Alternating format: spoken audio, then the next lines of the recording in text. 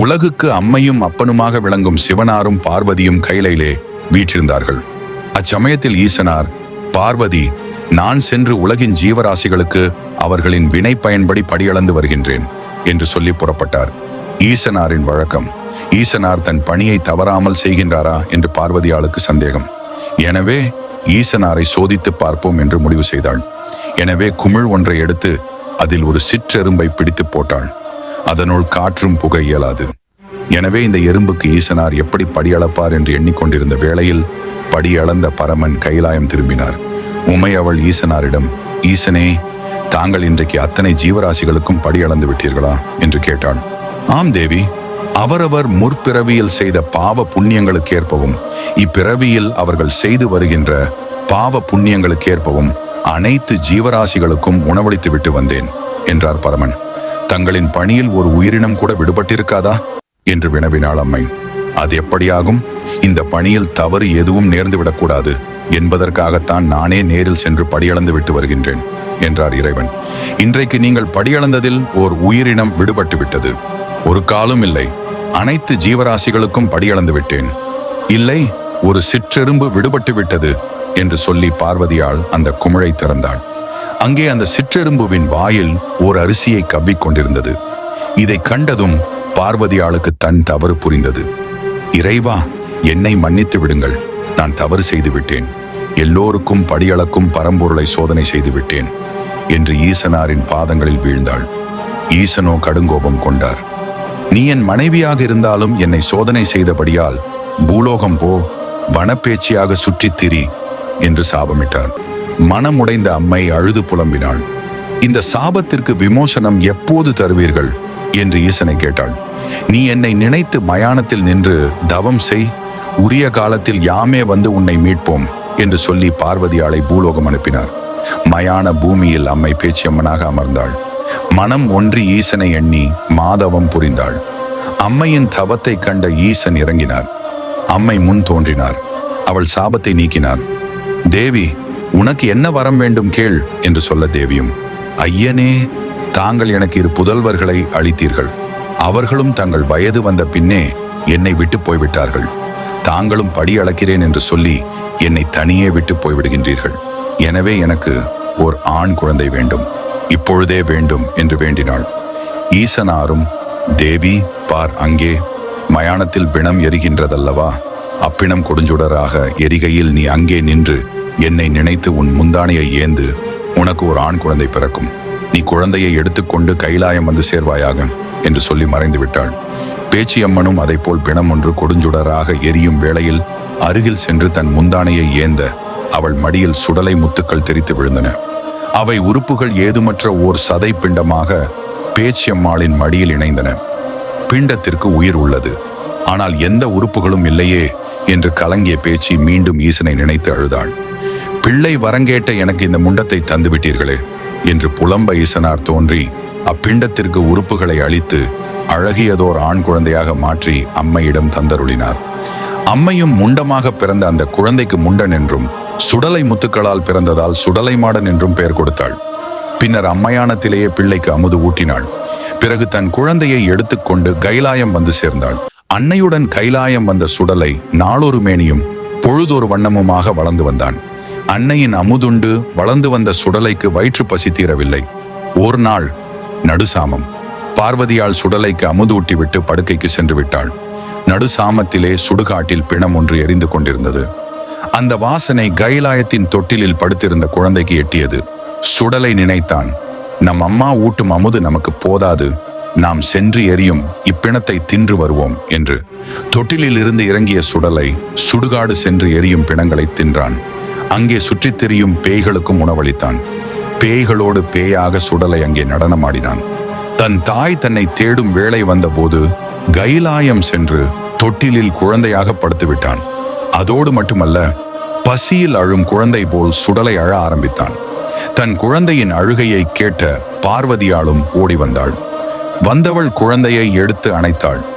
அப்போது குழந்தையின் மேல் பிணவாடை வீசியது. இதை கண்ட பார்வதியால் திகைப்படைந்து அழுதாள். உம்மிடம் குழந்தை வரம் கேட்டால் இப்படி பிணந்தின்னும் பேய எனக்கு தந்து விட்டீரே என்று ஈசனாரிடம் கதறினாள். ஈசனாரும் பிணத்தை தின்று வந்துவிட்டதால் சைவமான என் கைலாயத்திற்கு இவன் ஆக மாட்டான். எனவே இவனை பூலோகம் அனுப்பி வைக்க வேண்டும் என்று சொல்லி சுடலையை அழைத்தார். மகனே, நீ பூலோகம் செல்லும் காலம் வந்துவிட்டது. உனக்கு அங்கு பணிகள் பல உள்ளன. எனவே நீ பூலோகம் செல் என்று பணித்தார். தந்தை பரமனார் தன்னை கைலாயத்தை விட்டு போ என்று சொன்னவுடன் மகன் சுடலை திகைத்தான். ஐயனே, என்னை பெற்றெடுத்து பேர் கொடுத்த நீங்களே போகச் சொன்ன பிறகு நான் என்ன செய்வேன்? நான் போகிறேன்.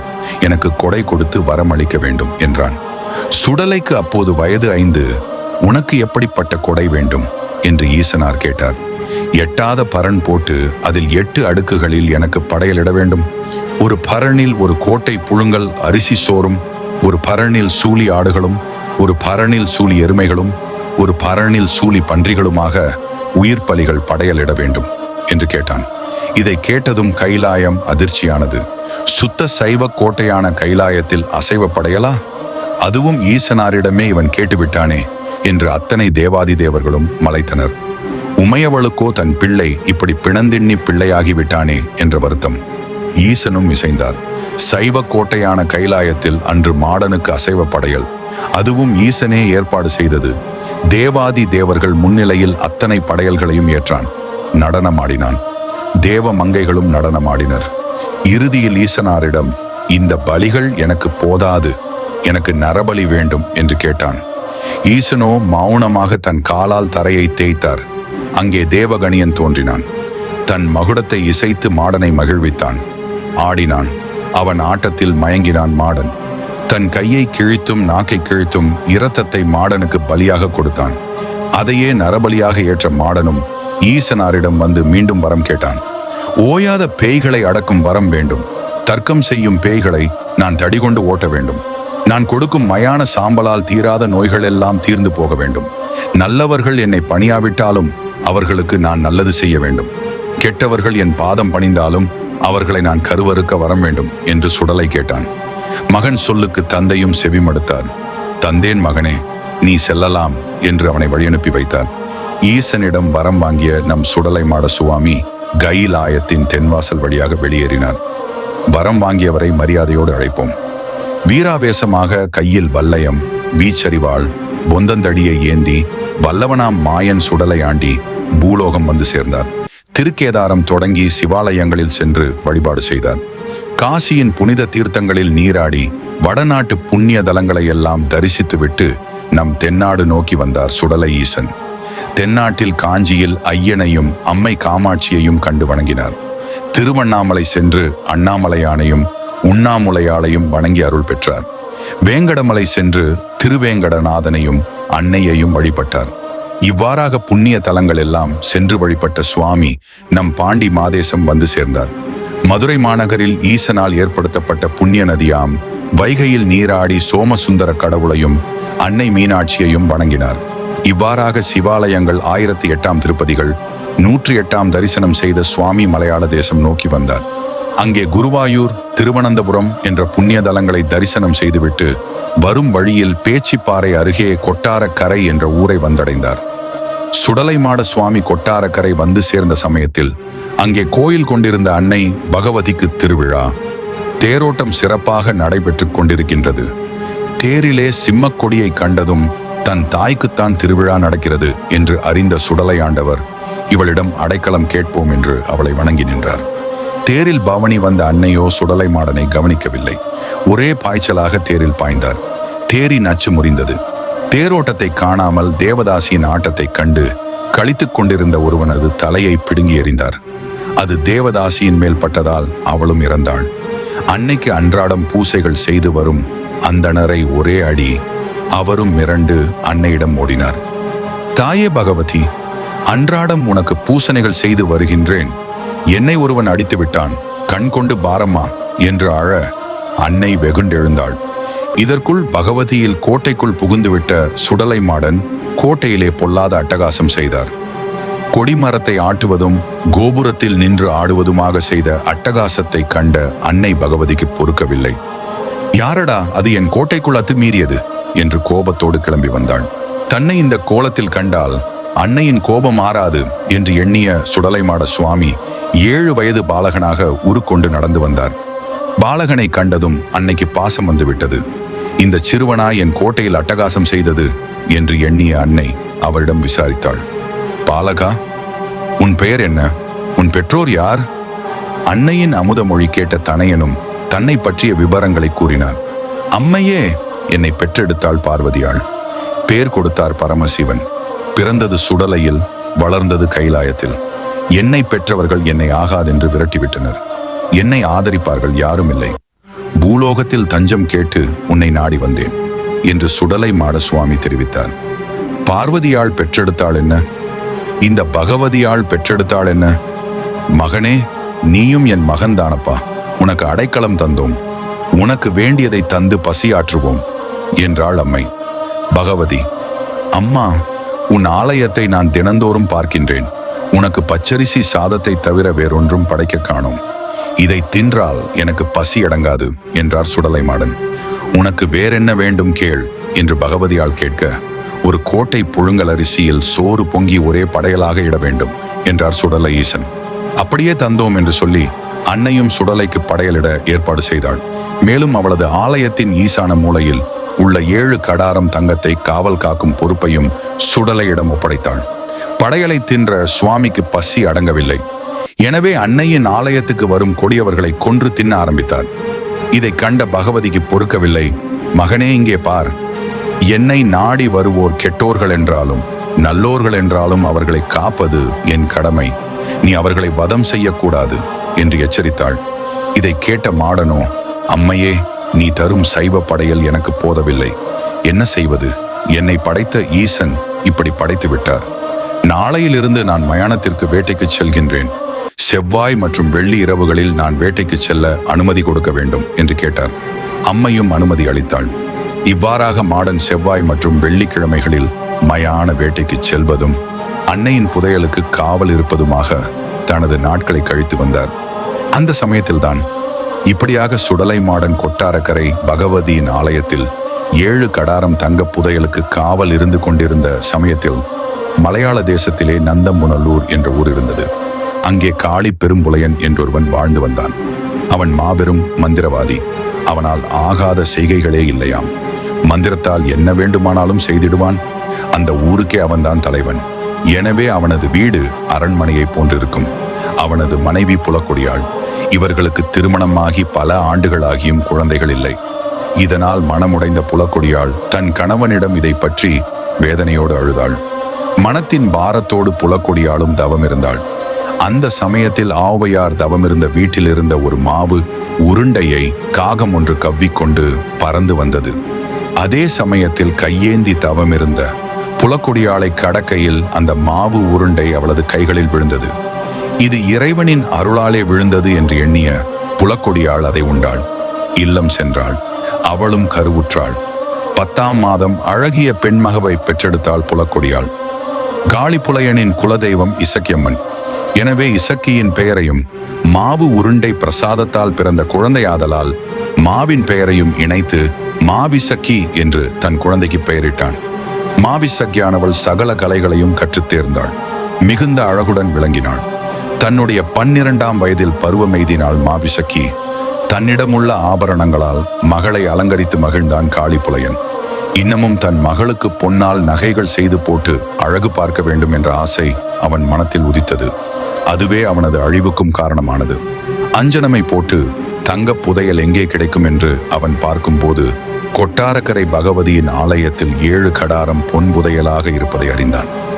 எனவே அதனை கொள்ளையிட வேண்டும் என்று முடிவு செய்து வந்தான். மாயாண்டி சுடலை மாடன் காவல் இருப்பதைக் கண்டு அஞ்சி இவன் இருக்கும் போது நம்மால் கொள்ளை செய்ய இயலாது என்று எண்ணி காத்திருந்தான். வெள்ளிக்கிழமை இரவில் சுடலை மாடன் மயான வேட்டைக்கு கிளம்பினார். அவர் கிளம்பியதும் காளிப்புலையன் உள்ளே சென்று 1 கடாரம் பொன்னை கொள்ளையிட்டு போய்விட்டான். மயான வேட்டைக்கு சென்ற சுடலைசன் திரும்பி வந்தார். தன் காவலில் இருந்த 7 கடாரம் தங்கத்தில் 1 கடாரம் குறைந்ததை கண்டதும் கோபமுற்றார். யார் இந்த பாதகத்தை செய்தார்கள் என்று எண்ணியவாறே அன்னை பகவதியாளிடம் சென்றார். அம்மா, நான் மயான வேட்டைக்கு சென்றிருக்கும் போது யாரோ உன் கோவிலில் வந்து கொள்ளையிட்டு சென்றிருக்கின்றார்கள். யாரது என்று கேட்டார். அன்னை பகவதியும், மகனே, திரவியம் போனால் போகட்டும், அவனை பற்றி கேளாதே என்றாள். அவனை பற்றி சொல்லியே ஆக வேண்டும் என்று சுடலை ஆண்டவர் பிடிவாதம் பிடிக்க காளிப்புலையனை பற்றி சொன்னாள் அம்மை. மகனே, நந்தம்புனலூரில் உள்ள காளி பெரும்புலையன்தான் இந்த கொள்ளையை செய்தது. அம்மா விடை கொடு, நான் அவனை அழித்து நம் திரவியத்தை மீட்டு வருகின்றேன் என்று வீராவேசத்தோடு புறப்பட்டார் சுடலை. பாலகா, பொறு, அவன் மந்திரவாதத்தில் தேர்ந்தவன். அவனை யாராலும் எதிர்க்க இயலாது. அவன் செய்யும் செயல்கள் எல்லாம் விசித்திரமானவை. பொன் போனால் போகிறது. என் மகனே, நீ என்னை விட்டு போக வேண்டாம். அவன் உன்னை பிடித்து சிமிலில் அடைத்து விடுவான். எனவே நீ போக வேண்டாம் என்றாள் அன்னை பகவதி. அம்மையே, உனக்கு என்னை பற்றி தெரியாதா? நான் பரமனிடம் வரம் வாங்கி வந்தவனம்மா. தில்லைவன மயானத்தில் பிறந்த என்னை எந்த மாய சக்தியாலும் எதுவும் செய்ய முடியாது. நீ ஒரு வார்த்தை மட்டும் சொல். என் காவலில் இருந்த பொன்னை கொள்ளை செய்தவன் குடும்பத்தை அழித்து மண்ணோடு மண்ணாக்கி விட்டு வருகின்றேன் என்று முழங்கினார் சுடலை. அன்னை மேலும் மறுத்தாள். அம்மையே, இன்னும் 8 நாட்களுக்குள் தெரியும். மாயஞ்செய்யும் அந்த மந்திரவாதியா அல்லது இந்த மாயாண்டியா என்பது நீ விடை கொடு என்று பலிவேகத்தோடு ஓலமிட்டார் சுடலை. இனியும் தன் மகனை கட்டுப்படுத்த இயலாது என்றறிந்த அன்னை பகவதியும் அவனுக்கு திருநீற்றை பூசி வல்லையத்தை கையில் கொடுத்து அனுப்பி வைத்தாள். வீராவேசத்தோடு கொட்டாரக்கரையிலிருந்து கிளம்பிய சுடலை ஆண்டவர் மோசம் செய்த மோசக்காரனை நாமும் வேஷம் போட்டு மோசம் செய்வோம் என்று எண்ணங்கொண்டு பாம்பாட்டியாக உருவம் கொண்டார். கானகத்தில்தான் பிடித்த பாம்புகளை கொண்டு நந்தம்புனலூர் வந்தடைந்தார். பாம்புகளை தெருவில் விட்டு வித்தை காட்டிக் கொண்டிருந்தார். காளிப்புலையன் வீட்டிலிருந்து யாரும் வந்து பார்க்கவில்லை. ஆனால் காளிப்புலையனின் மகள் மாவிசக்கி தன் வீட்டின் மாடியில் நின்று இதை கவனித்துக் கொண்டிருந்தாள். அவளை கண்டார் சுடலை. இவளுக்காகத்தானே அந்த திரவியத்தை களவெடுத்தான் பெரும்புலையன். எனவே முதலில் இவளை பலிவாங்க வேண்டும் என்று எண்ணி வயதான பண்டார உருவெடுத்து காளிப்புலையன் வீட்டுக்கு வந்து கையேந்தி பிச்சை கேட்டார். யாரோ சிவனடியார் தன் இல்லம் தேடி வந்து பிச்சை கேட்பதை அறிந்த மாவிசக்கி அன்னம் எடுத்துக்கொண்டு பிச்சையிட வாசலுக்கு வந்தாள். அவளை அலைக்கழித்தார். இதனால் மாவிசக்கி கோபமடைந்தாள். அடே கேட்டு பண்டாரம், பிச்சை எடுக்க வந்தால் கொடுத்ததை வாங்கிவிட்டு போக வேண்டியதுதானே? ஏன் இப்படி விளையாடுகின்றாய் என்று கோபத்தோடு சுடலையை நோக்கி கேட்டாள். பெண்ணே மாவிசக்கி, நான் பிச்சை கேட்டு வரவில்லை, உன்னை பெண் கேட்டு வந்தேன். என்னை பெண் கேட்டு வந்தாயா? இந்த சொல்லை மட்டும் என் தந்தை பெரும்புலையன் கேட்டாள் உன்னை இல்லாது செய்து விடுவார். மரியாதையாக ஓடிப்போ என்றாள் மாவிசக்கி. எனக்கு தராமல் உன்னை யாருக்கு தருவான் உன் தந்தை? சரி, எனக்கு தாகமாக இருக்கின்றது, கொஞ்சம் தண்ணீர் கொண்டு வா என்று அதிகார தோரணையோடு கேட்டார் சுடலை. தண்ணீர் எல்லாம் இல்லை, தர முடியாது, ஓடிப்போ என்று மாவிசக்கி சொல்ல, அடியே மாவிசக்கி, உன் தகப்பனுக்கு பசும்பாலை எடுத்து அந்த அங்கே வைத்திருக்கின்றாயே, எனக்கு நீர் கூட இல்லை என்றா சொல்கின்றாய்? உன் அப்பன் இருக்கும் போதே யாரும் அறியாமல் உன்னை கற்பழிப்பேன் பாரடி என்று சொல்லி சபதம் செய்து மாயமாய் மறைந்தார் மாயாண்டி. சுடலை இதை கேட்டதும் அதிர்ச்சியடைந்தாள் மாவிசக்கி. தன் தந்தை வந்ததும் இதனை தெரிவித்தாள். யாரோ ஒரு கேட்டு பண்டாரம் தன் வாசலில் பிச்சை கேட்டு வந்து பின்னர் தன் மகளை கற்பழிக்க நாள் குறித்ததை எண்ணி வேதனையில் ஆழ்ந்தான் காளி பெரும்புலையன். அஞ்சன மையெடுத்து யார் என்று பார்த்தால் அவனால் எதையும் கண்டுபிடிக்க முடியவில்லை. மாந்திரீகத்தில் பெரியவன் என்று பெயர் எடுத்த என்னையே ஒருவன் ஏமாற்றுகிறான் என்றால் நாம் எச்சரிக்கையாக இருக்க வேண்டும் என்று முடிவு செய்து மாவிசக்கிக்கு மந்திர காவல் அமைத்தான். 7 அறைகளை அடுக்கடுக்காக அமைத்து நடுவரையிலே பெண்ணை அமர செய்தான். யாரும் அதனை நெருங்க இயலாத வண்ணம் தன் மாந்திரீகத்தால் வளையம் அமைத்தான். ஆனாம், நம் சுடலைமாட சாமியை எந்த காவல்தான் தடுத்து நிறுத்தும்? இரவிலே எறும்பு உருக்கொண்டு மாவிசக்கியின் அறையை அடைந்தார் சுடலைமாட சாமி. அவள் அறியாமலேயே அவளை கற்பழித்தார். வந்த சுவடு இல்லாமல் வெளியேறினார். மறுநாள் காலையில் மகளை எழுப்ப வந்த புலக்கொடியாள் மகளில் நிலைய கண்டு அதிர்ந்தாள்.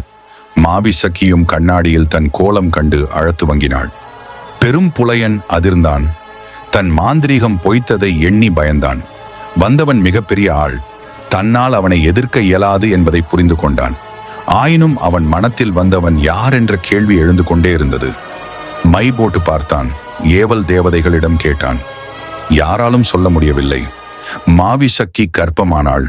இத்தோடு விட்டாரா சுடலைமாடன்? என் அன்னையின் ஆலயத்தில் புகுந்து திருடியவனை குடும்பத்தோடு பழிதீர்ப்பேன் என்று சபதம் செய்தார் இல்லையா? எனவே பெரும்புலையனை குடும்பத்தோடு அழிக்க நாள் பார்த்து காத்திருந்தார். மாவிசக்கி நிறைமாத கர்ப்பிணியாக இருந்தாள். ஆலடி புதூரிலே காக்காச்சி மலை தாண்டி பழியன்மார்கள் விவசாயம் செய்து வந்தார்கள். அவர்கள் விவசாயம் செய்யும் சோலையை நாசம் செய்தால் புலையன் நேரில் வருவான். அவனை பழிவாங்கலாம் என்று எண்ணிய சுடலைமாட சுவாமி பலியன்மார்கள் விவசாயம் செய்து வந்த ஓர் நாள் இரவு சோலைக்குள் புகுந்து அதனை முற்றிலும் நாசம் செய்தார்.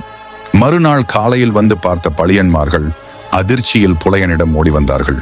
புலையனும் தானே நேரில் வந்து பார்ப்பதாக கூறி அவர்களை அனுப்பி வைத்தான். புலையன் காக்காச்சி மலைக்கு செல்ல இருப்பதை அறிந்த புலக்கொடியாள் அவனை தடுத்தாள். போக வேண்டாம் அன்பரே, நான் பொல்லாத கனவு கண்டேன் என்று சொன்னாள். யாராலும் என்னை எதுவும் செய்ய இயலாது, நீ என்னை தடுக்காதே என்று சொல்லிவிட்டு புலையன் புறப்பட்டு சென்றான். பளியர்களின் சோலையில் அமர்ந்து மை போட்டு பார்த்தபோது அவனால் எதுவும் கண்டுபிடிக்க முடியவில்லை. பிறகு சுடலை மாடன் தானே அவன் நேரில் பிரசன்னமானார். தான் யார் என்பதை அவனுக்கு தெரியப்படுத்தினார். என் அன்னையின் ஆலயம் புகுந்து கொள்ளையடித்த பெரும் புலையா, உன்னை சந்திக்கவே நேரம் காத்திருந்தேன் என்று அவன் கையில் இருந்த திருநீற்று தாம்பூலத்தை பிடுங்கி அவன் சென்னியில் ஒரே அடி. நடுங்கி போனான் காளிப்புலையன். ஐயா, உன் பலம் அறியாது உன் காவலில் இருந்த திரவியங்களை கொள்ளை கொண்டு வந்து விட்டேன், என்னை மன்னித்து விடு, நாம் பங்காளிகளாக இருப்போம் என்று சுடலை மாடனிடம் பேரம் பேச ஆரம்பித்தான் காளிப்புலையன். என்ன, என்னுடன் பங்காளியா? எனக்கு உன்னால் கொடை கொடுக்க இயலுமா என்று கேட்டார் சுடலை மாடன். என்ன வேண்டுமானாலும் தருகின்றேன் என்றான் புலையன். 7 பரன்கள் போட்டு எட்டாத உயரத்தில் ஏணி வைத்து மாலை சாற்றி கும்பம் வைத்து ஒரு பரணில் சூள் ஆடுகளும், ஒரு பரணில் சூள் பன்றிகளும், ஒரு பரணில் சூள் எருமைகளும், ஒரு பரணில் கருங்கிடாக்களும், ஒரு பரணில் செங்கிடாக்களும், ஒரு பரணில் ஒரு கோட்டை புழுங்கலரிசி சோற்றை ஒரே படைப்பாகவும் போட வேண்டும். அப்படியே செய்கிறேன், என்னை விட்டுவிடு. அது மட்டுமல்ல, 7வது பரணிலே ஒரு நிறைமாத கர்ப்பிணி பெண்ணை எனக்கு பலி கொடுக்க வேண்டும். அவளும் தன் தகப்பனுக்கு ஒரே பெண்ணாக இருக்க வேண்டும். அவளுக்கு அது முதல் குழந்தையாக இருக்க வேண்டும் என்றார். மேலும் அப்படி நீ எனக்கு பலி கொடுத்தால் 3.25 நாழிகைக்கு உன் சிமிழுக்குள் நான் அடைபடுவேன் என்று வாக்கும் கொடுத்தார். இதில் மயங்கிய பெரும் புலையன் பலி கொடுப்பதற்குரிய ஏற்பாடுகளை செய்தான். பரன்கள் அமைத்தான்.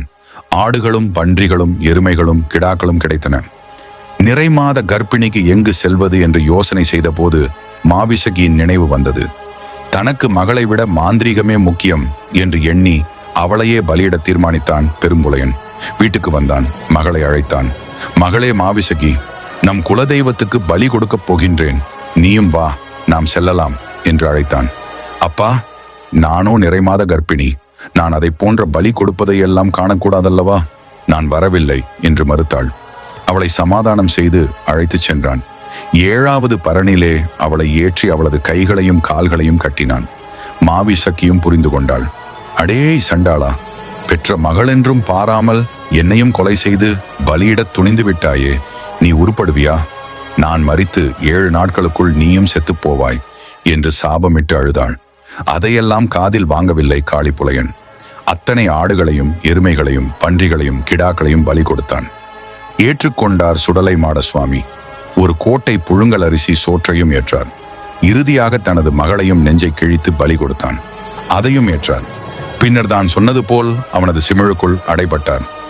சுடலை மாடனை அடைத்து விட்டோம், இனி பகவதி கோயிலில் உள்ள அனைத்து தங்கங்களையும் கொண்டு வந்து விடலாம் என்று எண்ணிய புலையன் சுடலை மாடனை அடைத்த சிமிழை அங்குள்ள குளத்தில் புதைத்து வைத்தான். குளத்திலிருந்து சுடலை மாடனால் மீள முடியாது என்று நம்பிவிட்டான். வீட்டுக்கு வந்தான். புலக்கொடியாள் தண்ணீர் எடுக்க குளத்துக்கு சென்றாள். குடத்தில் நீரை மொண்டாள். அந்த நீரில் சிமிழும் வந்துவிட்டது. வீட்டுக்கு வந்தாள். புலையனுக்கு சாப்பாடு வைத்தாள். குடத்தில் இருந்த நீரை ஒரு செம்பில் அவனுக்கு ஊற்றி வைத்தாள். நீர் அருந்த செம்பை எடுத்த புலையன் கண்களில் அந்த சிமிழ் பட்டது. ஐயோ, இந்த சிமிழ் இங்கு வந்துவிட்டதே என்று அவன் பரிதவித்த நொடியில் 3.25 நாழிகை முடிவடைந்து விட்டது. சிமிழ் வெடித்தது. ஆங்கார சொரூபமாக வெளிப்பட்டார் சுடலை மாட சுவாமி. அடே பெரும்புலையா, தங்கத்திற்கு ஆசைப்பட்டு பெற்ற மகளையே பலி கொடுத்த சண்டாளா, உன்னை போன்ற பெரும்பாவிகள் உயிரோடு இருக்கலாமா? என் அன்னையின் ஆலயம் புகுந்து திருடிய உன்னை குடும்பத்தோடு அழிப்பேன் என்று சபதம் செய்தேன். இப்போது நிறைவேற்றுகிறேன் என்று சொல்லி அவனை அடித்தார். அருகே நின்றிருந்த புலக்கொடியாளையும் அடித்தார். தன் அன்னையின் ஆலயத்திலிருந்து புலையன் கொள்ளையடித்துச் சென்ற திரவியங்களை மீட்டு கொட்டாரக்கரை திரும்பினார். அவற்றை மீண்டும் அன்னையிடமே சேர்ப்பித்தார். அன்னையே, இப்போது புரிந்ததா உன் மகனின் பராக்கிரமம் என்று அன்னை பகவதியை வணங்கி நின்றார். மெச்சினோம் மகனே, ஆனால் நீ இப்படி பழிவாங்குவதெல்லாம் கூடாதப்பா. தெய்வங்கள் எல்லோரும் மனிதர்களை ரட்சிக்கத்தான் வேண்டும். நீயும் வரங்கொடுக்கும் தெய்வமாக வேண்டும் என்று அவனை ஆசீர்வதித்தாள். அப்படியே செய்கின்றேன் அன்னையே, எனக்கு விடை கொடு என்று சொல்லி அன்னையிடம் அனுமதி வாங்கிவிட்டு கொட்டாரக்கரையை விட்டு புறப்பட்டார். நேராக குற்றாலம் வந்து சேர்ந்தார். குற்றால அருவியில் குளித்துவிட்டு திருக்குற்றால நாதரையும் அம்பிகையையும் வணங்கினார். பின்னர் குற்றாலப்பதியிலேயே அருளும் தெய்வமாகி வரமருள ஆரம்பித்தார்.